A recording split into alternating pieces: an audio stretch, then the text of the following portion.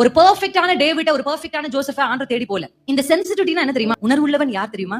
கர்த்தர் என்னை பார்க்கிறார் என்கிற எண்ணம் உள்ளவன். அவ்வளவு. எப்பவுமே ஒரு கான்ஷியஸ் என்ன ஏசப்பா என்ன பாக்குறார். நீங்க பாத்திருக்கீங்களா? ஒரு சில பேர் நார்மலா நம்ம பேசும்போது பேசிட்டே இருப்போம்.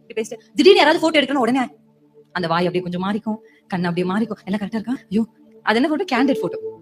முன்னாடி எல்லாம் அப்படி கிடையாது. முன்னாடி எல்லாம் எல்லாரும் போய் இப்படி நின்று ஒரு போட்டோ வரப்பா அம்மா அப்பா எல்லாம். இப்ப எல்லாம் ஃபுல்லா கேண்டிட் தான். நான் நடக்கிற மாதிரி நடக்கிறேன்டா, நீ எனக்கு தெரியாத மாதிரியே எடுத்துரு. அப்படி இருக்கா இல்லையா? இப்ப ஆண்டவர் நம்மள எப்படின்னா, any time having the conscious that Jesus is வாட்சிங்.